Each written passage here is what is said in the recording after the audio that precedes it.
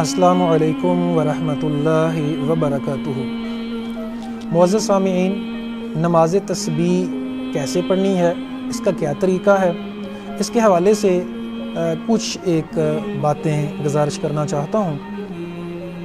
और दूसरी अर्ज़ जो है कि रमज़ान का आखिरी अशरा है, तो इसके हवाले से हमें क्या इक़दामात करने चाहिए और जो है ताकि हम अल्लाह ताला की रहमत के मुस्तहिक बन जाएं, अल्लाह ताला के फ़ज़ल के मुस्तहिक बन जाएं, अल्लाह ताला का हमारे ऊपर फ़ज़ल हो, अल्लाह की हमारे ऊपर रहमत हो, गुनाहों से हम माफ़ी मिल जाए, जन्नत का हुसूल हो जाए और जहन्नुम से आज़ादियाँ मिल जाएं और लैलतुल क़द्र की रात हमें इबादत को मिल जाए।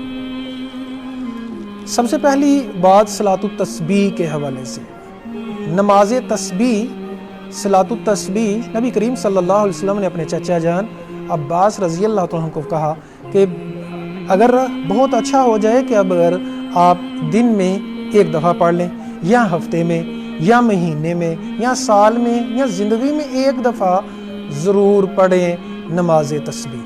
नमाज तस्बीह 4 रकत नमाज है।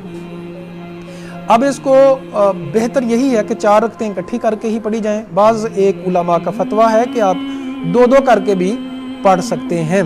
बहरहाल हर रकत में 75 दफ़ा आपने तस्बीह पढ़नी है। तस्बीह से मुराद सिर्फ सुबहान अल्लाह नहीं है। सुबहान अल्लाह 4 जुमले, सुबहान अल्लाह, अल्हम्दुलिल्लाह, ला इलाहा इल्लल्लाह, अल्लाहु अकबर। जो टॉप का के जिक्र है ना जी, तो वो सुबहान अल्लाह, अल्हम्दुलिल्लाह, ला इलाहा इल्लल्लाह, अल्लाहु अकबर, ये 4 जुमले, 4 जिक्र, ये आप लोगों ने एक दफ़ा पढ़ा तो 15 हुआ। सुबहान अल्लाह, अल्हम्दुलिल्लाह, ला इलाहा इल्लल्लाह, अल्लाहु अकबर एक दफ़ा, फिर सुबहान अल्लाह, अल्हम्दुलिल्लाह, ला इलाहा इल्लल्लाह, अल्लाहु अकबर, ये 2 दफ़ा हो गया। फिर सुबहान अल्लाह, अल्हम्दुलिल्लाह, ला इलाहा इल्लल्लाह, अल्लाहु अकबर, ये 3 दफ़ा हो गया। अब इसको आप लोगों ने समझना है कि नमाज तस्बीह अदा कैसे करनी है। 4 रकतें आप लोग नियत करें। नियत के बारे में मैं दोबारा अर्ज कर दूं, नियत दिल के इरादे का नाम होता है। अगर ये इस्लाम में नाजिल की होती तो अरबी में होती, तो ये अरबी में नहीं। मतलब 4 रकत नमाज तस्बीह, मुंह तरफ किबला शरीफ करके तो अल्लाह वास्ते, तो ये नियत जो है कुरान और हदीस में किसी जगह भी नहीं है। नियत याद रखिएगा, नवात उन गुठली को कहते हैं, दिल के इरादे का नाम होता है नियत। तो आपने दिल में इरादा कर लेना है, अल्लाह को पता चल जाएगा कि इसने क्या इरादा किया है। 4 रकत नमाज पढ़ने की तस्बीह की आपने नियत कर लेनी है दिल के इरादे के साथ। पहली रकत में आपने आम रूटीन की जैसे नमाज की नियत करते हैं, सुबहान अल्लाह पढ़ लें, अल्लाहुम्मा बाइद पढ़ लें, जो भी दुआ पढ़नी है। इसके बाद अल्हम्दुलिल्लाह, इसके बाद कोई सूरा मिलाएं। सूरा के बाद आपने खड़े होके 15 दफ़ा ये तस्बीह पढ़नी है। इसके बाद आप रुकू चले जाएंगे। रुकू में आप तस्बीह वो पढ़ेंगे सुभान रब्बियल अज़ीम 3 दफ़ा पढ़ के कम। फिर इसके बाद 10 दफ़ा वो दुआ पढ़ें, तस्बीह पढ़ेंगे। इसके बाद आप रुकू से खड़े होंगे, समी अल्लाहु लिमन हमिदा रब्बना वलकल हम्दु हम्दन कसीरन तय्यिबन मुबारकन फी, ये दुआ पढ़ेंगे। फिर आप 10 दफ़ा पढ़ेंगे। 3 स्टेप हो गए। फिर आपने जब सजदे में जाना है तो सजदे की दुआ पढ़ के तो दोबारा इसको पढ़ना है। 4 स्टेप हो गए। सजदे से जब उठना है तो दरमियान में बैठ के फिर 10 दफ़ा पढ़ना है। 5 स्टेप हो गए। इसके बाद आपने फिर सजदे में गए तो दोबारा पढ़ना है, ये 6 स्टेप हो गए। सजदे से जब आपने उठना है, 2 सजदे हो गए, 1 रकत आपकी मुकम्मल, बैठ जाना है। बैठ के 10 दफ़ा फिर तस्बीह पढ़नी है। तो ये आपका 75 दफ़ा 1 रकत में हो जाएगा। तो इसमें 75 दफ़ा 1 रकत में हो गया और 4 रकतों में ये अल्लाह ताला आपका भला फरमाए, एक इसकी तादाद बन जाती है। अच्छा जी, तो 75 दफ़ा 1 रकत में आप लोगों ने पढ़ना है। तो 4 रकतें हैं इसकी नमाज तस्बीह। बाज़ लोग थोड़ा सा तरीका मुख्तलिफ बयान करते हैं। वो कहते हैं जी, लेकिन बेहतर तरीका यही है जो मैंने बयान किया है। बाज़ कहते हैं जी कि इसको फातिहा से पढ़ लिया आपने, फातिहा से पहले शुरू करने से पहले आप 15 दफ़ा पढ़ लें, फिर 10 दफ़ा पढ़ लें रुकू जो है रुकू से पहले। फिर लेकिन बेहतर तरीका वो भी एक तरीका है, लेकिन सबसे बेहतर जो है वो ये तरीका है। نماز تسبیح کا۔ اچھا آپ لوگ جب نماز تسبیح پڑھیں گے تو آپ ایک تو ظاہری بات ہے یہ لمبی نماز ہوگی، ٹھہر ٹھہر کے پڑھنی ہے، سپیڈ نہیں، سبحان اللہ الحمدللہ لا الہ الا اللہ، اللہ کا واسطہ ایسے نہیں کرنا۔ آپ اللہ کا نام لے رہے ہو، مجھے کوئی کہے فان فان فان فان فان فان تو میں تو اس کو بدتمیزی سمجھوں گا بھائی۔ تو سبحان اللہ الحمدللہ لا الہ الا اللہ اللہ اکبر۔ کئی لوگوں کی عادت ہوتی ہے نماز میں تیز تیز تیز تیز تیز تیز، نبی صلی اللہ علیہ وسلم نے فرمایا جو تیز تیز تیز تیز نماز پڑھتا ہے اس کی نماز کو کالا کپڑا بنا کے اس کے منہ کے اوپر مار دیا جاتا ہے، یہ لو اپنی نماز لے لو، مجھے نہیں چاہیے تیری نماز۔ تو ٹکرے مارنا نماز میں یہ درست نہیں ہے۔ کہتے ہیں کہ اگر نماز میں آپ کو سکون نہیں مل رہا تو نماز سکون سے پڑھ کے ذرا دیکھ لیں، اب ہو سکتا ہے سکون مل جائے۔ تو نماز تیز تیز نہیں پڑھنی، سکون سے پڑھنی ہے، خشوع خضوع سے پڑھنی ہے، اور اس طرح پڑھیں کہ ہو سکتا ہے یہ نماز ہماری آخری۔ اچھا جی، اس کا فائدہ آپ کو یہ ہوگا کہ آپ کو نماز میں سکون کے ساتھ پڑھنے کی انشاءاللہ عادت پڑ جائے گی، اور لمبا سجدہ کرنے کی عادت پڑ جائے گی، لمبا رکوع کرنے کی عادت پڑ جائے گی، دعائیں کرنے کی عادت پڑ جائے گی، یہ ہوگی نماز تسبیح۔ اچھا اس کے بعد اس میں تقریباً آدھا گھنٹہ لگ سکتا ہے، وہ 20 منٹ بھی لگا لیں، جتنی بھی دیر، ظاہری بات ہے آپ کا اپنا ایک نظام ہے، لمبا سجدہ کرتے ہیں تو اس میں یہ ساری چیزیں آ جاتی ہیں۔ اچھا جی، اب سمجھیں اس کو کہ آپ لوگوں نے زیادہ سے زیادہ سجدے میں جا کے دعائیں کیا کرنی ہیں۔ اللہم ادخلنا برحمتک فی عبادک الصالحین، اردو میں کر لیں، اے اللہ ہمیں صالحین بندوں میں شامل فرما، اے اللہ ہمیں صالحین بندوں میں شامل فرما، اے اللہ مجھے صالحین بندوں میں شامل فرما۔ اور یاد رکھیے گا اللہ جو ہے رب العالمین ہے، اللہ ضرور صالحین بندوں میں شامل فرمائے گا۔ اور جب آپ صالحین یاد رکھیے گا جب آپ دروازہ کھٹکھٹاتے ہیں تو کھل ہی جاتا ہے، ایک دفعہ نہ کیا، 2 دفعہ، 3 دفعہ، 4 دفعہ۔ آج کی رات آپ لوگوں نے کوشش کرنی ہے کہ جب رات گزرے تو میں گناہوں سے پاک ہو جاؤں۔ فون کو میں دوبارہ عرض کر رہا ہوں بہت کم استعمال کریں، بہت کم، بلکہ استعمال ہی نہ کریں اس کو۔ جو پوچھنا ہے کسی سے عشاء سے پہلے پہلے پوچھ لیں، جو بات کرنی ہے وہ پہلے پہلے کر لیں، تو پھر آج کی رات اور جو باقی راتیں آ رہی ہیں اپنے رب کے نام کر دیں، استغفار کے نام کر دیں، دعا کے نام کر دیں، سجدوں کے نام کر دیں۔ اللہ تعالیٰ سے آپ مانگیں گے، اللہ تعالیٰ ضرور عطا فرمائے گا۔ نبی کریم صلی اللہ علیہ وسلم نے فرمایا جب کوئی ہاتھ اٹھاتا ہے تو اللہ تعالیٰ کو حیا آتی ہے کہ ان یردہما صفرا، کہ ہاتھوں کو خالی لٹا دے۔ اللہ ہاتھوں کو خالی لٹائے گا نہیں۔ سب سے زیادہ دعا کیا کرنی ہے؟ اے اللہ میں رمضان میں اس طرح عبادت نہیں کر سکا جس طرح عبادت کرنے کا حق تھا، اے اللہ مجھے معاف فرما دے، مجھے یہ میری غلطی معاف فرما دے کہ میں رمضان کا حق ادا نہیں کر سکا۔ پھر اے اللہ سارے زندگی کے گناہ اللہ مجھے معاف فرما دے۔ رب کا وعدہ ہے سورۃ الفرقان میں، سچے دل سے رب سے التجا کریں گے صرف گناہ معاف نہیں فرمائے گا، اللہ تعالیٰ ان گناہوں کو نیکیاں بھی بنا دے گا۔ اس قابل ہم نے بننا ہے کہ ڈبل نفع کمائیں، کہ ہم اس انداز سے توبہ کریں، اس طرح رو رو کے توبہ کرے، اس طرح گریزاری کرے، اللہ ہمارے گناہوں کو بھی نیکیاں بنا دے۔ ڈبل نفع کمائیں، ڈبل نفع۔ آج کل جدیدیت کا دور ہے، نفع کا دور ہے، ترقی کا دور ہے، اتنی ترقی کر لیں کہ ہمارے گناہ نیکیاں بن جائیں۔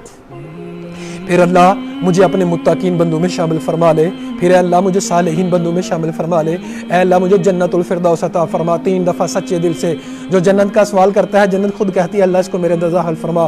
پھر 3 دفعہ جہنم سے آزادی مانگے، اے اللہ جہنم سے آزادی عطا فرما۔ اور پھر کیا مانگنا ہے آپ نے؟ اے اللہ جب تک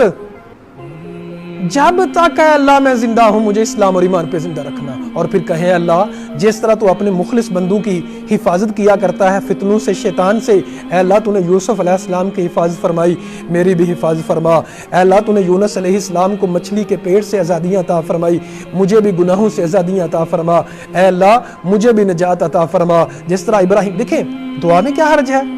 اب دعا مانگیں آپ نے رب سے مانگنی ہے۔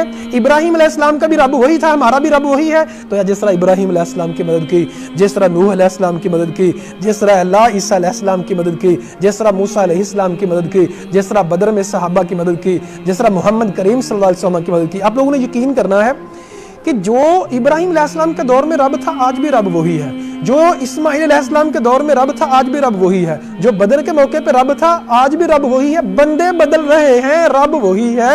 ان اللہ حی قیوم، اللہ ہمیشہ سے زندہ ہے، ہمیشہ قائم رہنے والا ہے، اللہ کو کبھی موت نہیں آئے گی۔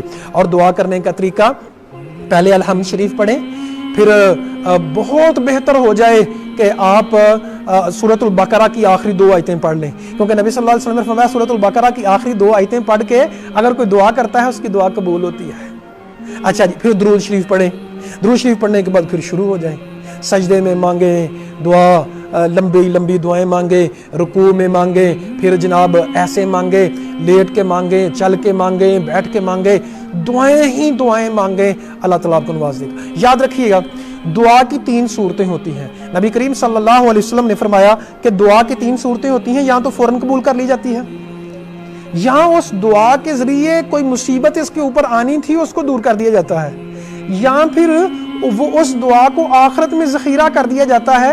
قیامت والے دن انسان کہے گا اللہ میں نے تو اتنی نیکیاں نہیں کی تھیں، اتنے درجات میرے کیسے بلند ہو گئے؟ تو کہا جائے گا تو دعائیں بہت کیا کرتا تھا۔